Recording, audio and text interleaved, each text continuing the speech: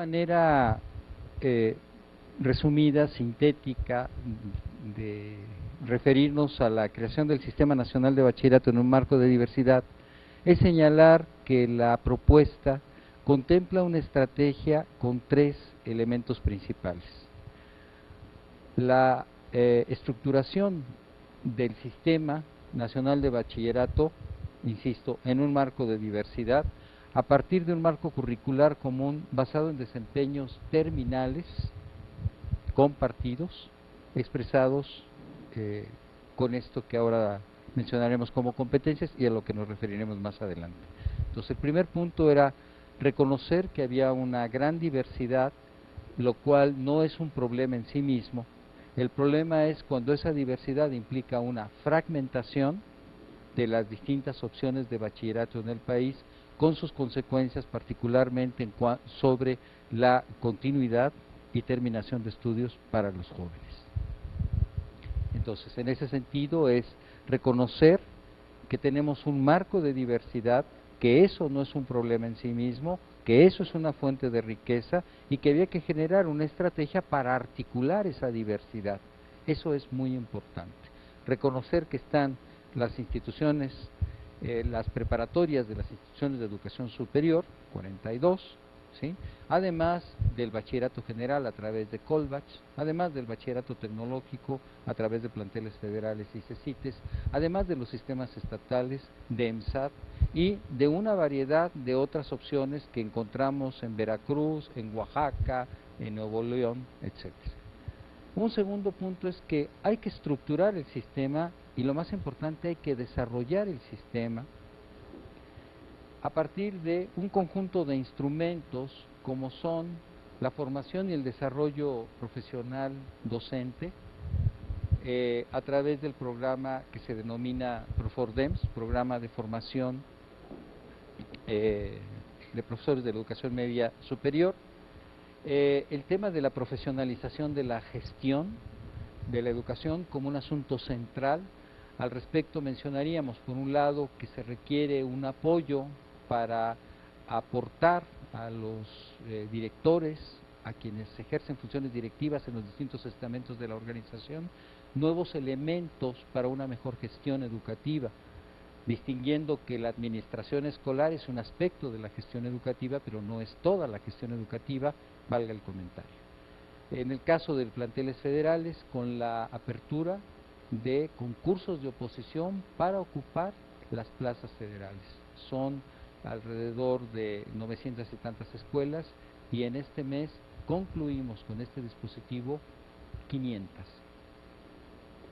Entonces, mejoramiento de instalaciones y equipamiento con un planteamiento sobre el tema de recursos para infraestructura, hay que expandir la capacidad de atención y sobre todo mejorar las condiciones materiales en las que están operando las escuelas, porque el rezago que se cuenta es muy importante.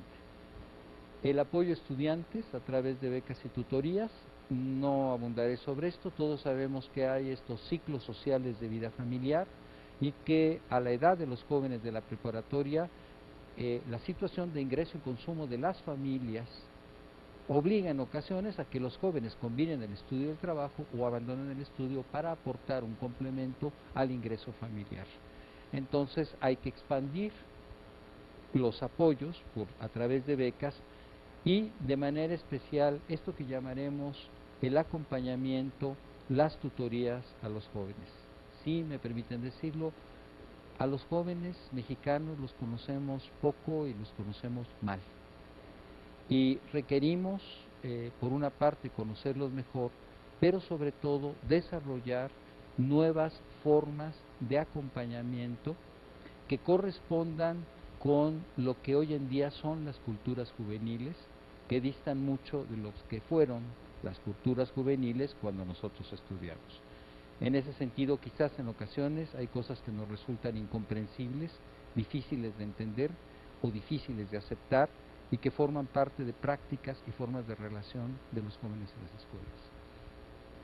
Requerimos un sistema integral de evaluación y el sistema se está desarrollando a partir de la conformación de grupos académicos. en el caso de la coordinación en la que trabajo, coordinamos las actividades sobre evaluación del desempeño docente, y ahí estamos trabajando con colegas de la UNAM. El doctor Mario Rueda coordina ese grupo, con colegas de la Ibero, de la Metropolitana, etcétera. Lo mismo entonces para el caso de evaluación de aprendizajes, donde la pauta la va marcando el INE, un trabajo conjunto con Ceneval, o el tema de evaluación de escuelas, de evaluación de subsistemas.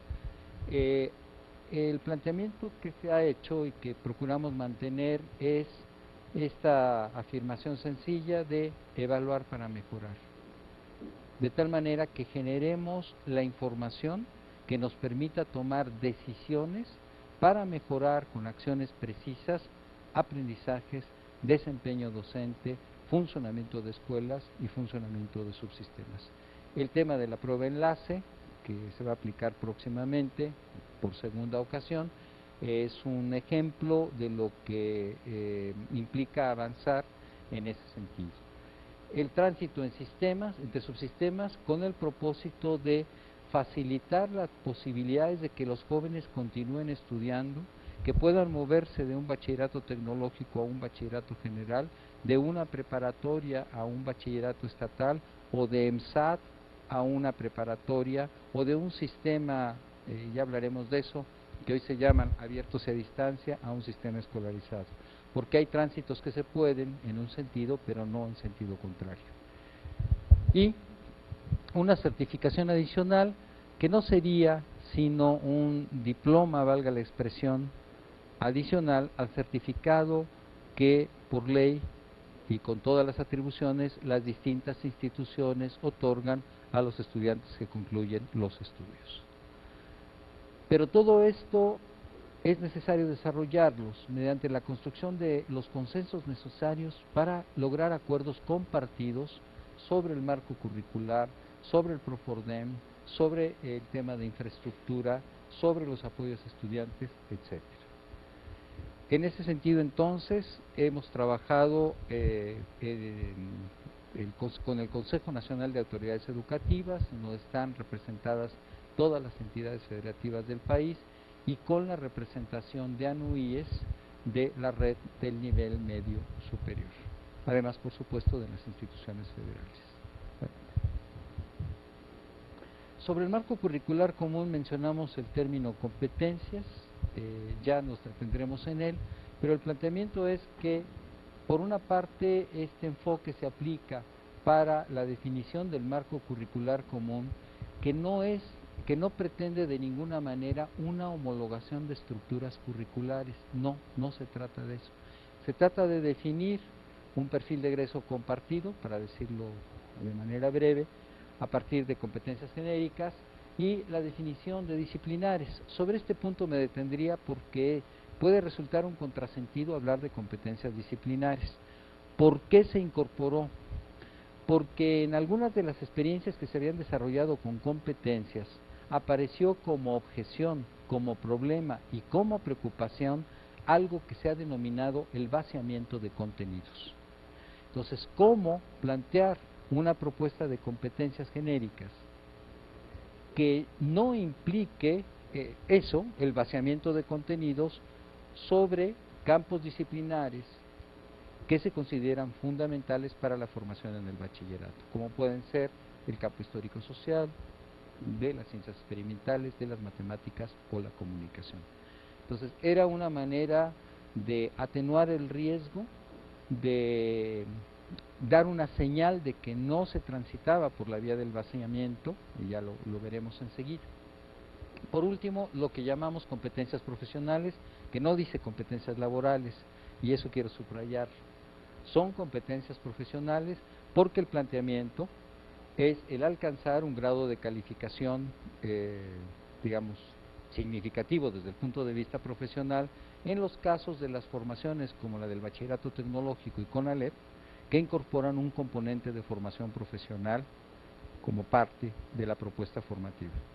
Pero al mismo tiempo también incorporar las competencias profesionales implica reconocer que la formación profesional aporta al desarrollo de capacidades sociales, aporta al desarrollo de competencias en los ámbitos disciplinarios.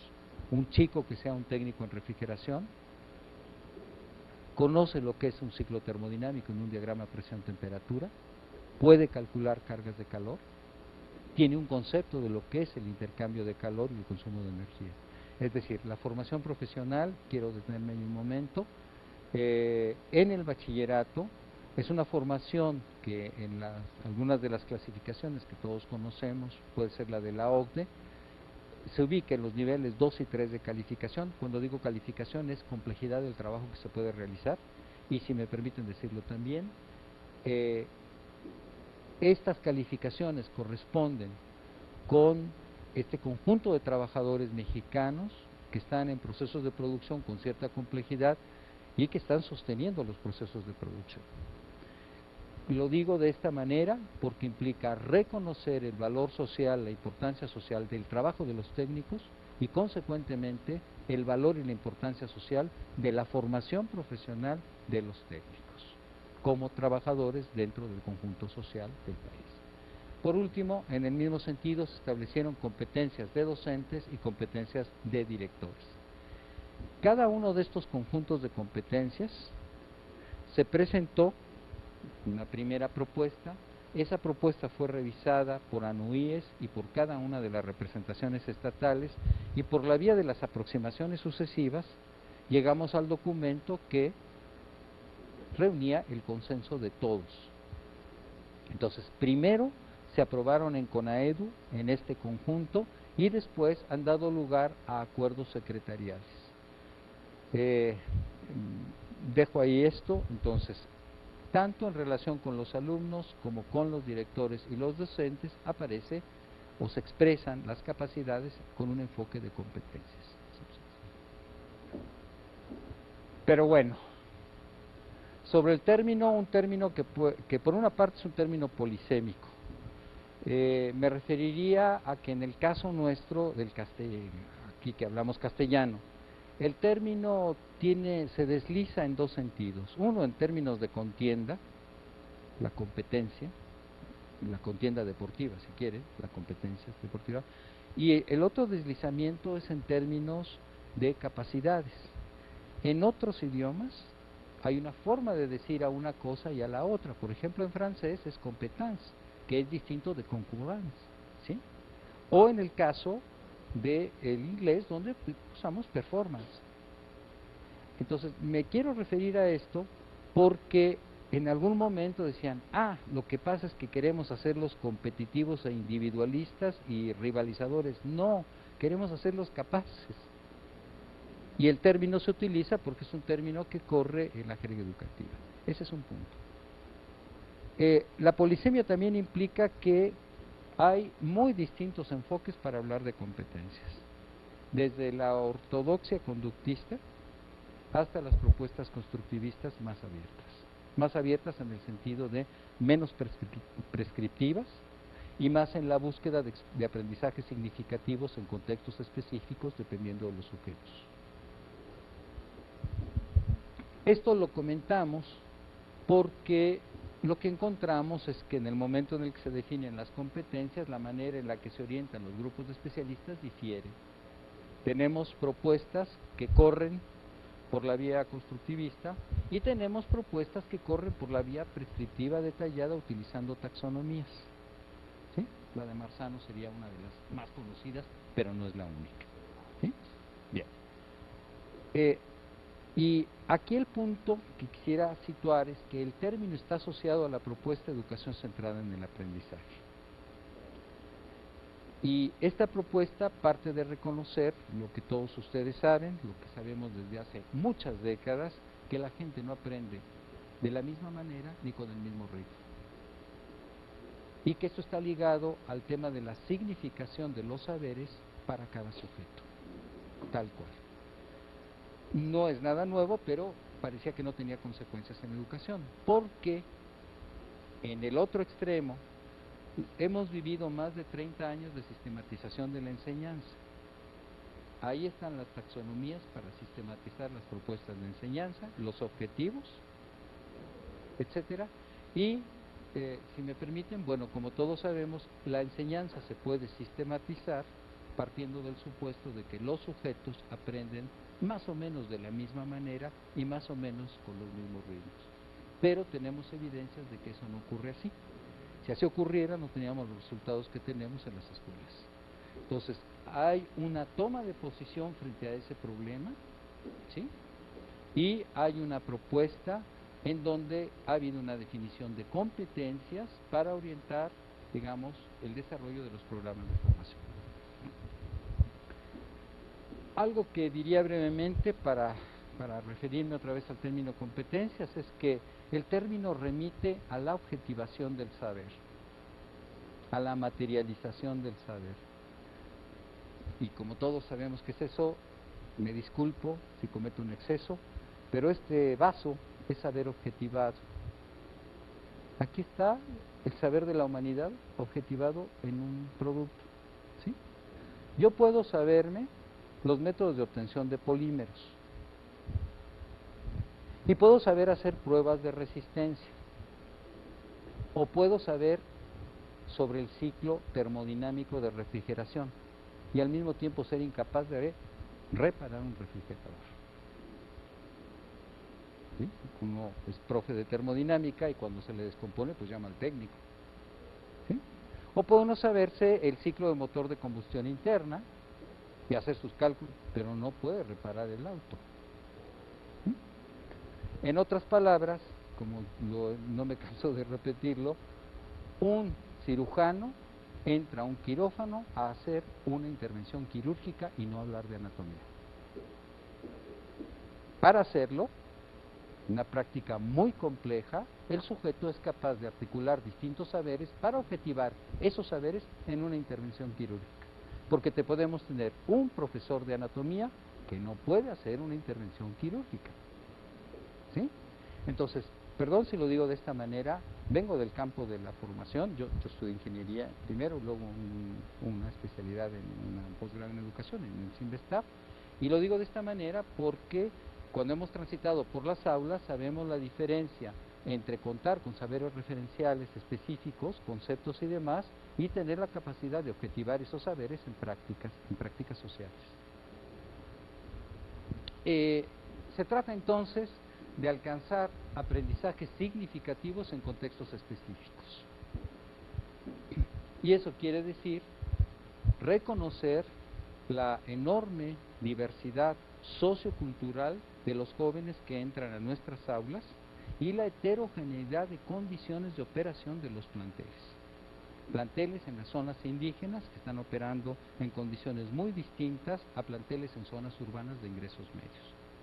O planteles donde los jóvenes, en una proporción importante, hablan una lengua materna indígena, además del castellano. Y donde, por ejemplo, los problemas del aprendizaje están asociados al pasaje de lenguas.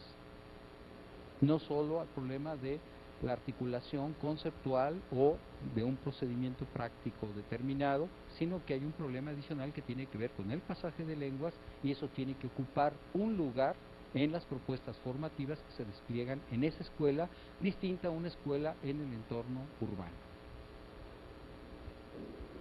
Con todo esto, con lo que quisiera concluir es que frente a una complejidad de esta naturaleza, tenemos que hacer un esfuerzo para orientarnos, tenemos que avanzar en una argumentación consistente y en la aplicación de criterios que nos permitan intervenciones eficaces en el ámbito de la educación. Y eso nos exige rigor. Eso que tiene su lugar, suele tener un lugar, debe tener un lugar en la vida académica de las instituciones de educación superior. Son argumentaciones rigurosas para generar propuestas consistentes que respondan a las condiciones específicas en las que estamos trabajando. En cuanto a las competencias genéricas, se establecieron contemplando que fueran competencias clave por su aplicación en contextos personales, sociales, académicos y laborales amplios, transversales porque fueran relevantes para distintos campos disciplinarios y transferibles en el sentido de desarrollar otras competencias, es decir, otras capacidades. Aquí vamos a mirarlas, pasamos. Las competencias están publicadas, me detengo, en este momento el trabajo es el producto de una actividad de enero de 2007 hasta febrero de 2009, y como resultado de esta actividad, entre otras cosas, hay una serie de acuerdos secretariales que se han ido emitiendo en la medida que se van logrando los consensos. Un acuerdo 442 sobre el Sistema Nacional de Bachillerato, un acuerdo 444 sobre el marco curricular común, un acuerdo 445, 447, 449, 450 y 480, les digo los acuerdos y luego les digo a qué se refieren, sobre competencias docentes, competencias de directores, el tema de infraestructura, de asignación de recursos para infraestructura, la operación del comité, hay un comité técnico del Sistema Nacional de Bachillerato. No es para acatarrar, esto lo ven en la página. Lo que me interesa señalar simplemente es que estas competencias están en el acuerdo 444 y los enunciados son del tipo, como cualquiera: el 5, desarrolla innovaciones y propone soluciones a problemas a partir de métodos establecidos, o el 7, aprende por iniciativa e interés propios, o el 9, participa con una conciencia cívica y ética de la vida de su comunidad, la región, México y el mundo, mantiene una actitud respetuosa hacia la interculturalidad y la diversidad de creencias, valores, ideas y prácticas, contribuye al desarrollo sustentable. Es decir, son enunciados que implican capacidades sumamente complejas, y en ese sentido quiero plantear que se trata de competencias sociales, no solo porque algunas de ellas tienen que ver con las formas de relación social, sino particularmente porque se gestan en la matriz social donde se constituyen los sujetos, es decir, no solo en la escuela. De tal manera que en este punto lo que se pone en juego es la contribución de la escuela al desarrollo de estas competencias sociales a partir de sus prácticas, de sus formas de relación en la escuela, eso que los alumnos aprenden muy rápido, muy bien. ¿Sí? Digo, a la tolerancia no se aprende con un discurso, se aprende con relaciones respetuosas en donde la tolerancia se pone en juego de manera natural, cotidianamente. Pasamos a la siguiente. En el caso de las competencias disciplinares, son saberes asociados a campos disciplinarios amplios en los que tradicionalmente se ha organizado el saber en el bachillerato. Bien. En este punto reconocemos la fuerte influencia cultural que tienen en la vida escolar los recortes disciplinarios frente a los recortes de otro tipo, como podrían ser transdisciplinarios, son otros objetos, y ya no me refiero a esos que eran interdisciplinarios, multidisciplinarios, etc. Nada más poniendo los dos polos. Y en ese punto entonces nos referimos a campos disciplinarios en el ámbito de las ciencias y las humanidades que puedan favorecer aprendizajes sobre objetos más complejos, y por supuesto todo esto nos va a remitir a la complejidad epistemológica, a las estructuras de los campos disciplinarios. Lo quiero plantear de esta manera porque quizás eso nos permita movernos de lo que son los índices de contenido con estos desgloses exhaustivos con los que los hemos conocido, a un trabajo que permita enfocar cuáles son las categorías objeto de estudio de estos campos, sobre los cuales hay cosas que no son muy novedosas. Si pensamos en la física clásica de Newton, 400 años de historia cuentan, porque no abordamos la física relativista, como no abordamos la geometría no euclidiana, y abordamos la geometría euclidiana en los casos de matemáticas, igual que el álgebra, sobre cuya historia nos remontaríamos todavía años atrás. Con esto lo que quiero plantear es que tenemos ahí sobre la mesa estas decisiones sobre cuáles son estas categorías, objetos fundamentales, que hoy son un aporte a la cultura, que son un elemento importante como referencia para la vida de los jóvenes. No entro en más detalle, sí marco el asunto del problema que plantean, porque los conozco bien, estos desgloses de índices de contenido que en algún caso fueron establecidos a partir del índice de un libro. Y en ese desglose de índices de contenido exhaustivos se perdió el enfoque de cuáles son las categorías, cuál es el sentido que tiene hoy estudiar química. Con un enfoque descriptivo en este momento. ¿Sí? Digo, porque como ustedes yo me aprendí la tabla periódica, no sé si eso sirva para algo, pero a uno se le quedó ahí grabado el litio, sodio, el potasio, el rubidio, el cesio y el francio, el berilio, el magnesio, y uno dice, bueno, ¿y si yo no tengo claridad sobre el concepto de estructura atómica, porque es un concepto de la mecánica ondulatoria, ¿sí? O sobre lo que son enlace químico? Y en el caso de la historia, aquí hay gente del campo del histórico social, y bueno, ¿cuál es el enfoque? ¿Es la historiografía tradicional? ¿Es eso? ¿O es la escuela de los anales y Braudel? ¿Y qué decisiones vamos a tomar para plantear esta posibilidad de aprendizajes significativos para los jóvenes hoy? Pero eso queda en la deliberación de los cuerpos técnicos de las instituciones, porque también hay que decirlo, los cambios no se van a producir por decreto, implican un trabajo de transformación en las instituciones que toma su tiempo, que implica debate, que implica elaboración, que implica formación, que implica considerandos diversos. Bien, adelante.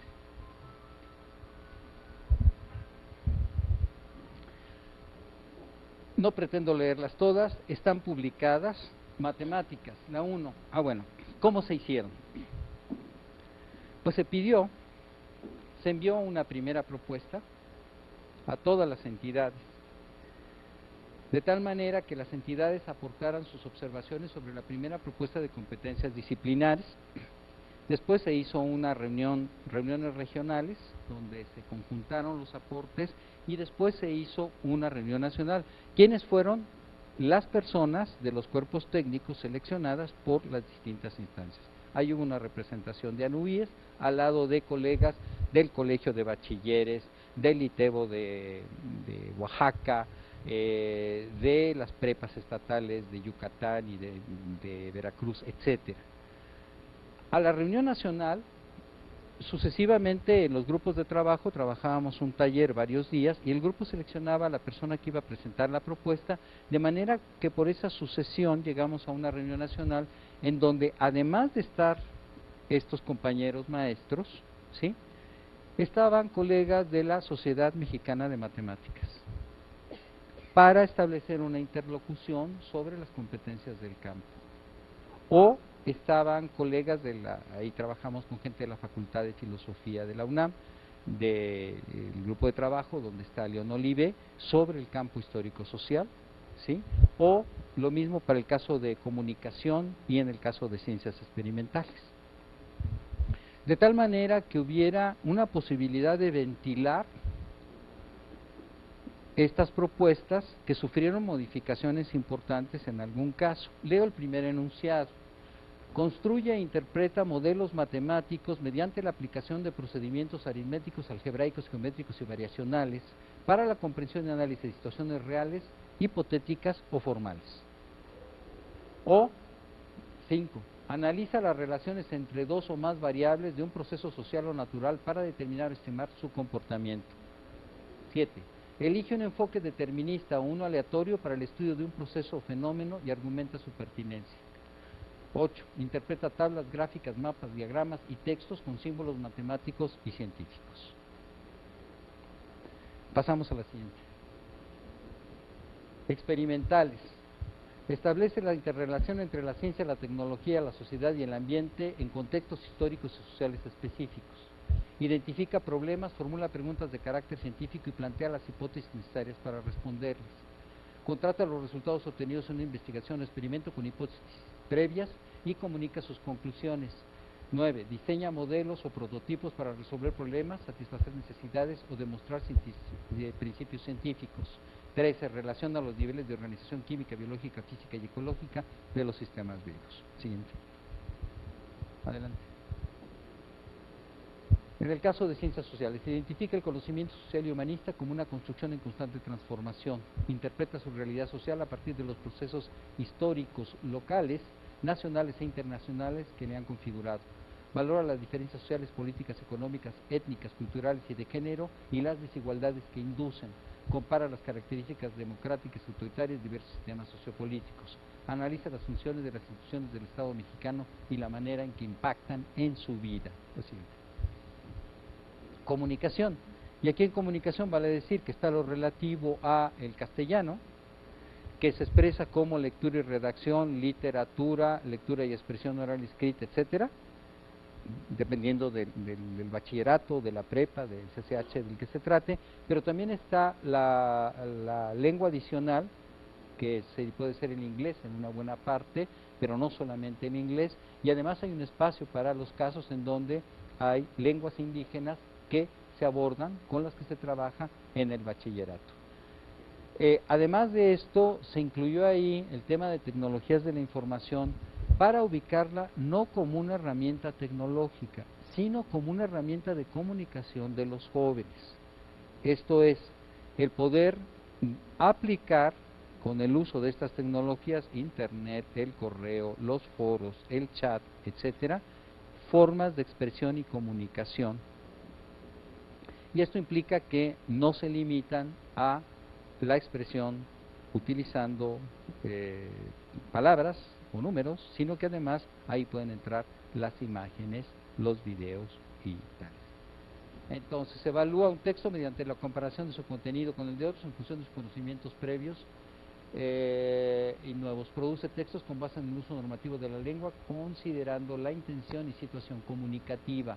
Valora y describe el papel del arte, la literatura y los medios de comunicación en la recreación o la transformación de una cultura, teniendo en cuenta los propósitos comunicativos de distintos géneros, etc.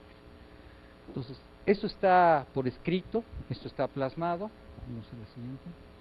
Y lo que interesaría plantear es que la propuesta implica una matriz de competencias, o sea, una estructura que articula competencias de tal manera que las competencias genéricas que expresan el perfil del egresado se constituyen o se desarrollan progresivamente a partir de las experiencias que ocurren en la escuela, experiencias formativas, en los distintos espacios curriculares que caracterizan a la estructura de la curricular de que se trate. Vamos a pasar. Me refiero a las profesionales y son saber asociado a la realización de procesos de trabajo, esto es de prácticas productivas. Ahí van a aparecer las carreras técnicas, hay en conjunto 285, si sumamos CONALEP, es el bachillerato tecnológico, lo que tiene CONALEP y lo que tiene centros de formación para el trabajo, y ahorita voy a aclarar por qué también centros de formación para el trabajo. De ahí se distinguieron las básicas y las extendidas. Las básicas, las que corresponden a las formaciones en colegios de bachilleres y bachilleratos generales, porque como ustedes saben, en el colegio de bachilleres hay un espacio curricular para la formación para el trabajo, cuya dimensión es menor que la que tiene el bachillerato tecnológico o CONALEP, pero donde hay aproximaciones para desarrollar capacidades en el ámbito, por ejemplo, de la administración, la informática, etcétera. Vamos a ver. Bueno, volviendo al punto de la articulación, entonces, nosotros podemos tener un bachillerato que solo desarrolle competencias disciplinares básicas y extendidas, que no tiene elementos de formación para el trabajo alguno, y que corresponde con los bachilleratos de carácter propedéutico que tenemos, particularmente en las universidades, aunque hay universidades que tienen ya en sus preparatorias formaciones técnicas, el caso particular de Nuevo León, para ilustrar. ¿Sí? Podemos tener formaciones que desarrollan disciplinares y profesionales básicas, el ejemplo sería el colegio de bachilleres o los centros de estudios de bachillerato, o disciplinares básicas extendidas y profesionales extendidas, como puede ser el caso de, ya lo he mencionado, CONALEP y bachilleratos tecnológicos. Lo que me interesa destacar es que este desarrollo de capacidades en los distintos espacios curriculares se articula con el desarrollo de competencias genéricas que se procuraría lograr al concluir el bachillerato, en la medida que son competencias de mayor complejidad y que requieren de un desarrollo consistente a lo largo de la formación.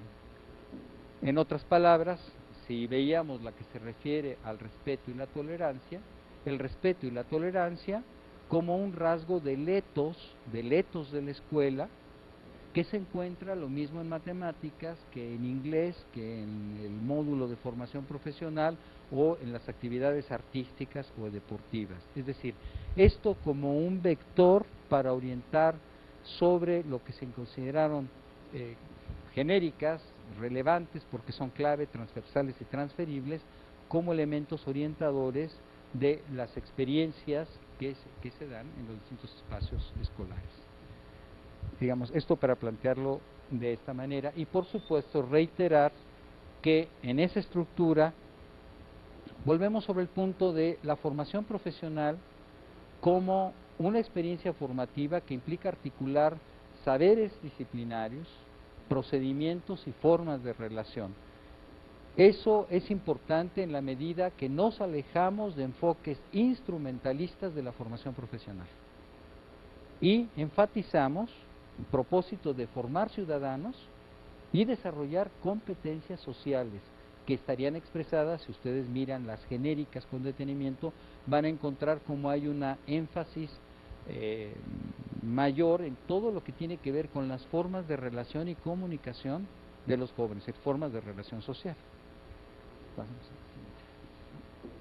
Y claro, como habíamos dicho, si se produce esa articulación, tiene que haber una articulación del desarrollo de las capacidades a lo largo de la formación y en los periodos, semestres, años, según la organización, escolares, que se adopta en el bachillerato.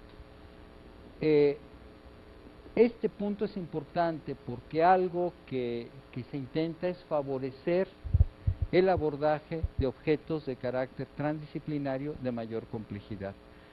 En eso hay algunas experiencias a través de lo que hemos llamado en algún caso temas integradores. Les pongo un ejemplo: la Ciudad de México, un plantel de la zona de Tlalpan, ahorita me acuerdo la colonia, me la va a regresar ahorita, San Pedro Mártir, donde se tomó como tema de trabajo obesidad. ¿Y uno dice, ¿y eso?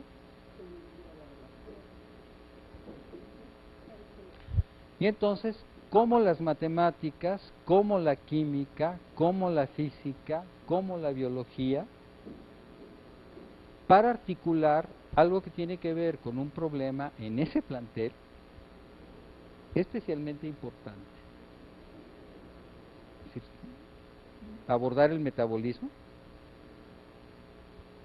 ejemplo, abordar la estadística haciendo un levantamiento de datos de la distribución de peso-talla en toda la población, abordar una estadística sobre los consumos calóricos y la composición de los alimentos y tales y cuales, es decir, cómo a partir de un tema, y lo pongo porque está operando ahorita, ¿sí? O como en otro plantel, desarrollo sustentable, que no es lo mismo trabajarlo en el plantel de Palenque que hacerlo en el plantel de Izmiquilpan. Bien. De manera explícita se ha planteado que la reforma, la creación del Sistema Nacional de Bachillerato tiene distintos niveles de concreción, de tal manera que podamos ubicar lo que corresponde al nivel interinstitucional,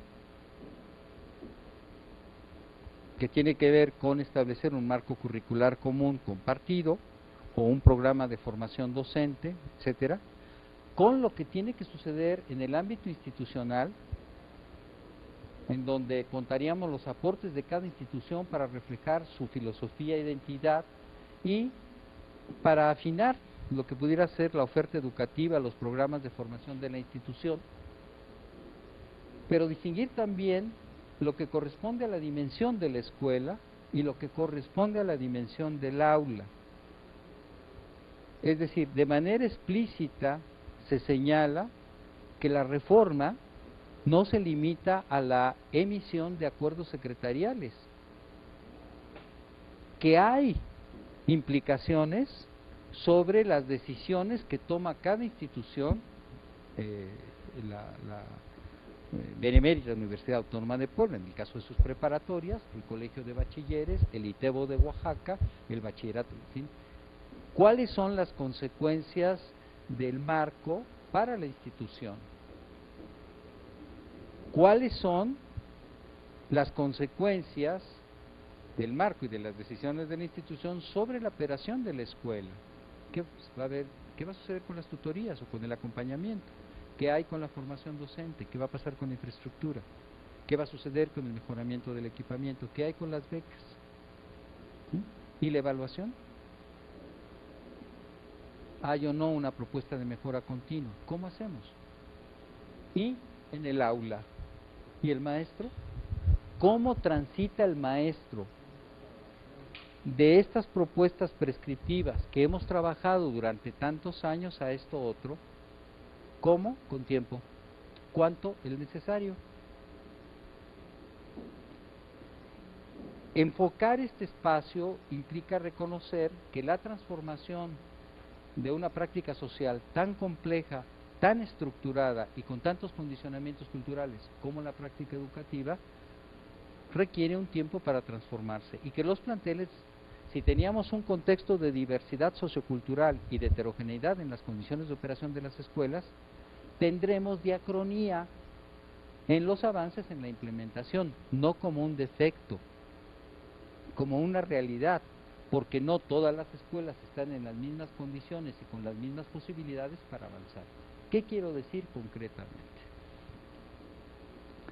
De lo que más he estado cerca como experiencia de trabajo directo con maestros y directores es en el bachillerato tecnológico, planteles federales y CECITES. Y ahí lo que hemos encontrado es que en un plantel se presentan condiciones que producen un movimiento. ¿Por qué? Porque había un director, porque hubo un grupo de maestros que produjo un movimiento del conjunto del plantel.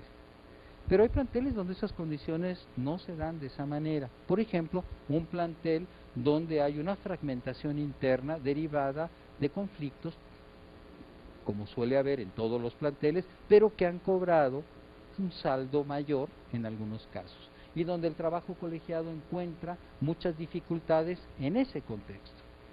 ¿Sí? Bueno, ¿por qué?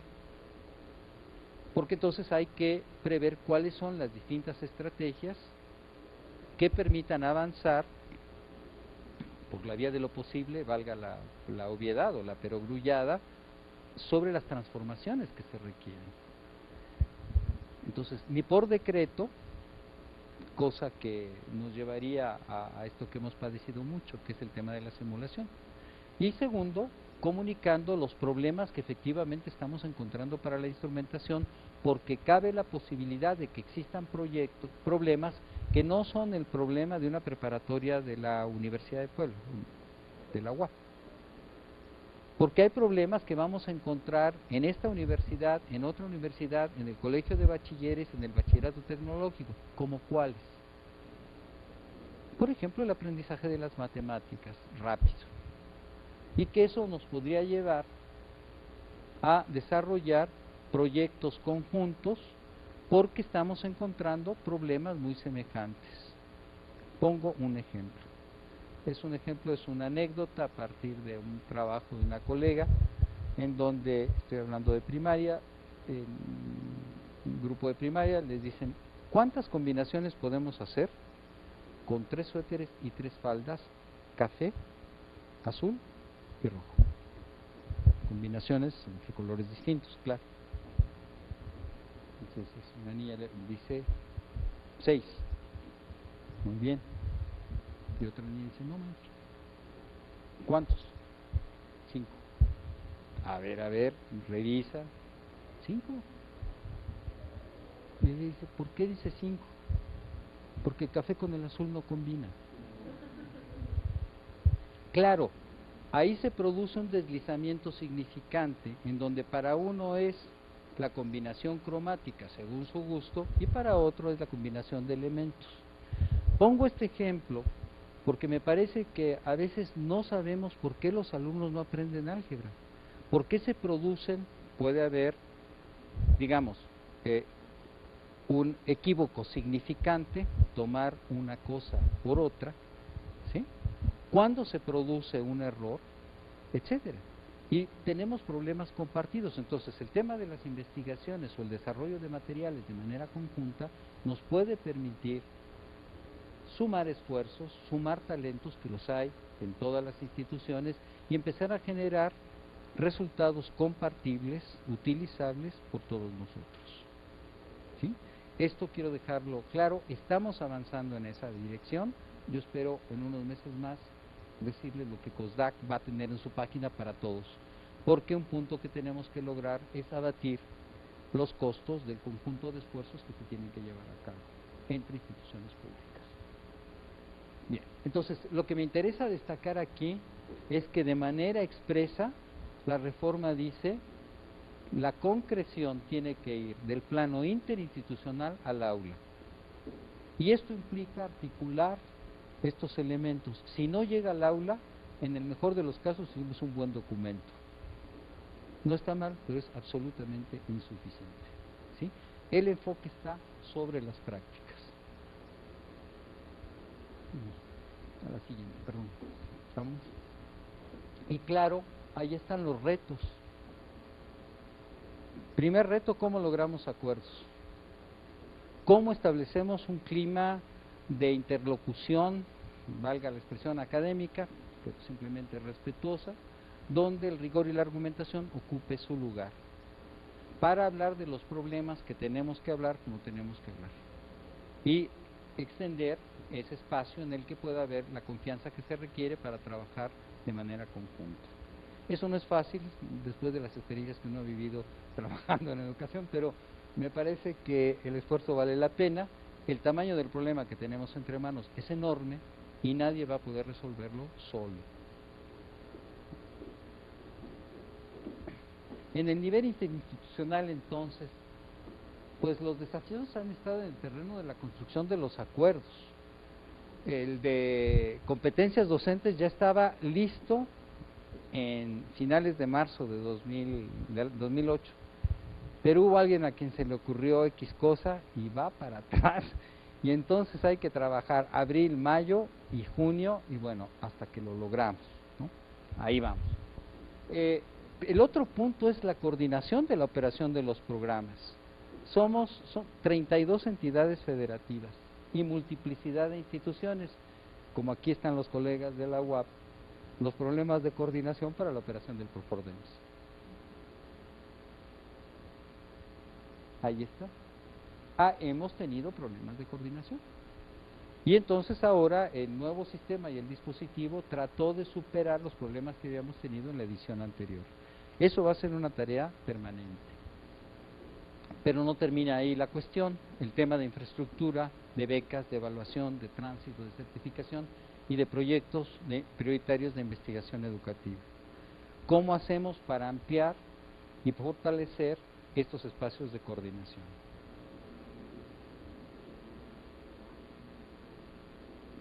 ¿Cómo logramos impulsar el desarrollo y mejoramiento de la operación de los programas? Y digo operación, podemos decir práctica si ustedes quieren, ¿sí? ¿Cómo hacemos para que eso mejore en términos de difusión? Este encuentro, pero es mucho más que esto, ¿sí? De interlocución. Sobre el Profordems, tenemos que evaluar qué sucedió con el Profordems, se están desarrollando o no esas capacidades, qué tenemos que ajustar del programa, ¿sí? Y lo de infraestructura que salió en la reunión ese día, ¿cuántas dudas había? ¿Sí? ¿Cómo hay que ajustar el programa? ¿Cómo hay que plantear reglas claras donde parecía que había opacidad? O el tema de becas, o el de aprendizaje, o el de tránsito de estudiantes. Está ahora lo de PISA, pero estará también lo de enlace aquí en el Estado, ¿sí?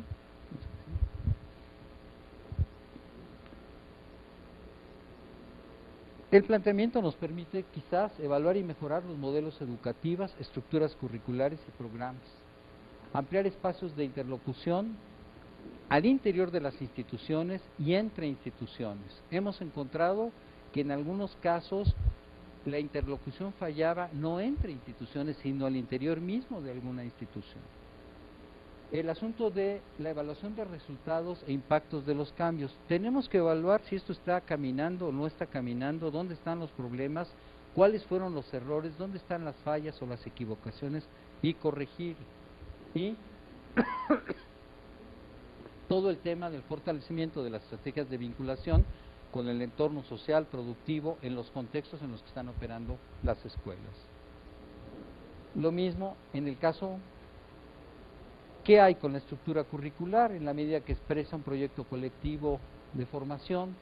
¿Qué importancia sobre la continuidad y coherencia de las experiencias de formación? Y aquí me detengo en algo porque se los comparto. Me toca revisar un programa de mirar lo que están haciendo en un programa de lógica de una prepa, de una universidad, que no es esta, tal. Y claro, mirar el texto. Y uno empieza a mirar el texto y una parte está dedicada a las definiciones que Aristóteles, en su buen momento, formuló sobre los conceptos. Y son 15 cuartillas. Y la verdad, la única manera de afrontar eso por parte de un muchacho es aprenderse de memoria las definiciones. ¿Qué sirve de eso? ¿Qué sentido tiene en su vida? No lo sé. ¿Sí? Pero aproximarse a Aristóteles leyendo las definiciones de conceptos, me parece que por lo menos hay que revisar. El problema no es que fuera el programa de lógica, es que si uno revisa el programa de física y uno empieza a seguir revisando el de geografía, porque ahí hay geografía, y uno dice, a ver, espérame, ¿qué estamos haciendo? ¿Sí? Cada quien tendrá que revisar lo que le corresponde. Esto que comento no es de aquí, pero creo que no está de más una mirada sobre esto que hemos venido desarrollando, a veces de manera inercial. La tradición hace cauce y hace fuerza y continuamos con las dinámicas. Hay un problema metodológico que tenemos que resolver, que es la articulación de competencias. Cómo efectivamente en la estructura curricular en la que trabajamos se articulan, ¿sí? O la generación de espacios curriculares disciplinarios, transdisciplinarios a partir del tema de proyectos y demás, cuidando esto que es una preocupación que ya comentamos, del vaciamiento de contenidos y claro, la reducción de la dispersión y fragmentación disciplinaria.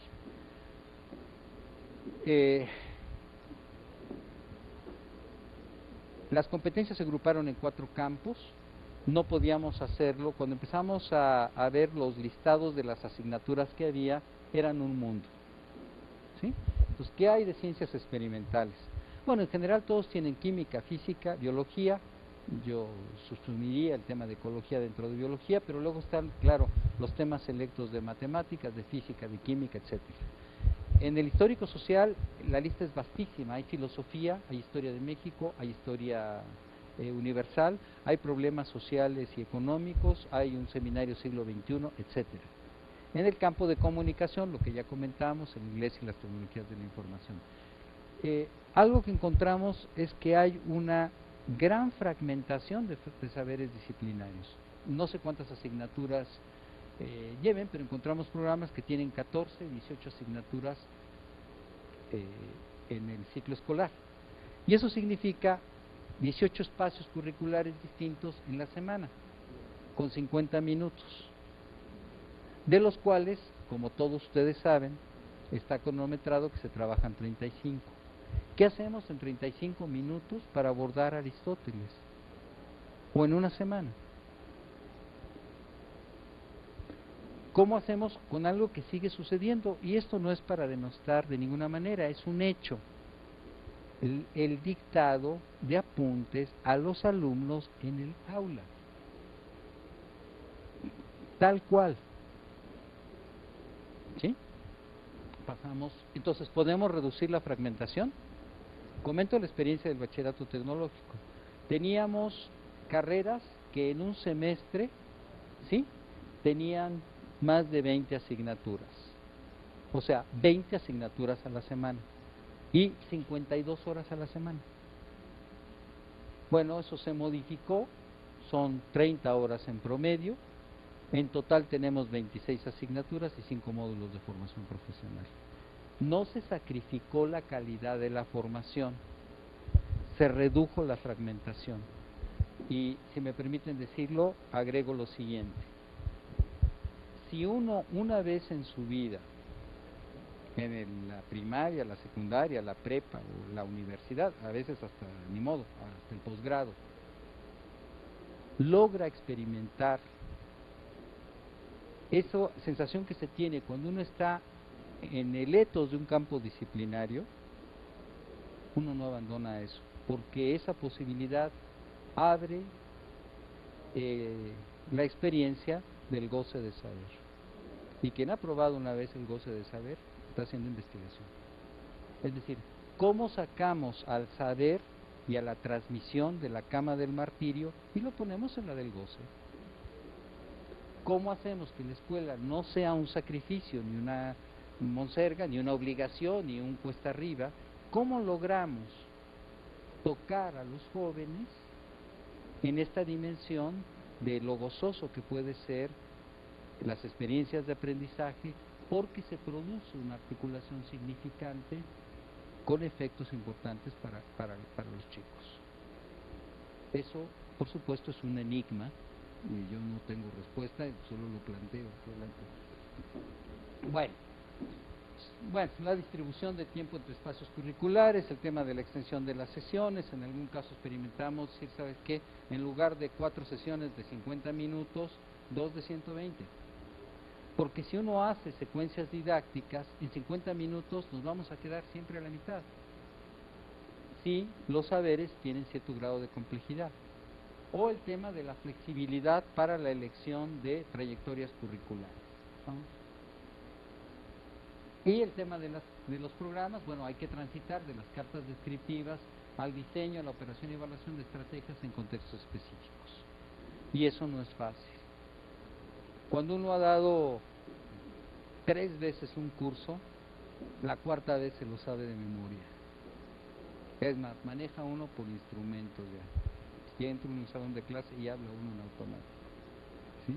Entonces, ¿cómo hacemos para posibilitar el movimiento de las prácticas? Pues lo planteo como un problema, del cual yo no soy ajeno en mi propia experiencia. ¿Cómo hacemos? Está documentado por la gente que ha hecho trabajo sobre práctica docente el asunto de la rutina del trabajo, en el trabajo docente. Y a partir de la instauración de la rutina, la repetición de ciclos de trabajo sucesivamente. ¿Cómo abrir los espacios para que eso pueda tener cursos distintos? Y lo que sabemos que se aprende depende de cómo se aprende. No hay más. Y a veces les enseñamos a callarse y a sentarse, o a sentarse y a callarse, y si no, un punto menos. Y a no moverse. Entonces, lo digo todo esto porque son asuntos que tienen que ver con lo que nos pasa en las escuelas, y no es para desgarrarnos bueno, ahora con todo esto, ¿qué hacemos? ¿Cómo nos movemos? Porque a nadie se le puede pedir que transforme sus prácticas si no tiene otros referentes. No es un problema de resistencia del maestro. Cuando hay un asunto de resistencia, uno se tiene que preguntar de qué lado está la resistencia, de allá o de acá.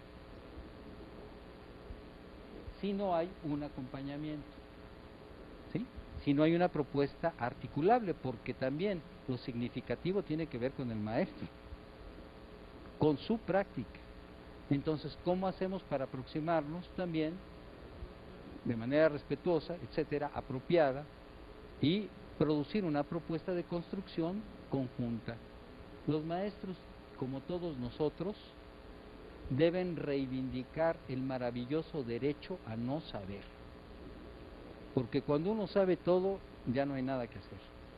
Entonces es reivindicar que tiene derecho a no saber, que tiene derecho a no entender, que tiene derecho a no poder igual que cualquiera, de manera que esto nos permita desaterrorizar, porque hay un terror al error por parte del maestro, no se lo permite. Entonces, No avanzo más sobre esto, está ligado al Profordem y a cómo resignificar la práctica y a cómo tener nuevos elementos sobre su lugar en relación con la transmisión. Y ya. Bueno, el tema de la flexibilidad. Bueno, espero no habernos acatarrado. La siguiente. Claro.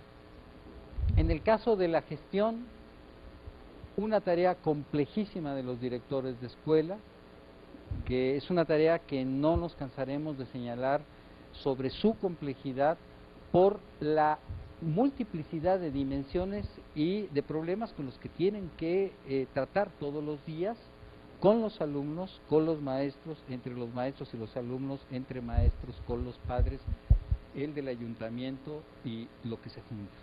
Y en ese sentido entonces, ¿cómo fortalecer la comunicación de experiencias en contextos diversos entre directores? Porque en ocasiones lo que hemos encontrado es que trabajando con directores descubren que tienen problemas muy semejantes y que tienen insomnios motivados por asuntos muy parecidos, ¿sí? O gastritis, digo. Entonces, ¿cómo abrir estos espacios? Porque necesitamos trabajar más en el terreno de la investigación educativa sobre la gestión en la escuela. Tenemos que documentar más nuestras experiencias y si los maestros necesitan acompañamiento, los directores también necesitan acompañamiento. ¿Cuál es el dispositivo? ¿Cómo abrimos espacios para ventilar estos asuntos? Y claro, lo del aula ya no reitero. Si no hay transformación ahí, bueno, pues no llegamos a los estudiantes. De tal manera entonces que requerimos mantener un esquema de retroalimentación, por ejemplo, porque los problemas que comporta un maestro de física en el aula pueden ser similares a los que comporta otro y no hay comunicación de las experiencias, o entre escuelas o entre instituciones y en el ámbito interinstitucional. De tal manera que las modificaciones no caminan de arriba hacia abajo, no, caminan de abajo hacia arriba y de arriba hacia abajo. Si no logramos revertir con información sobre la experiencia de implementación de la reforma, difícilmente vamos a poder documentar qué sucede, hacia dónde hay que encaminar nuevos esfuerzos.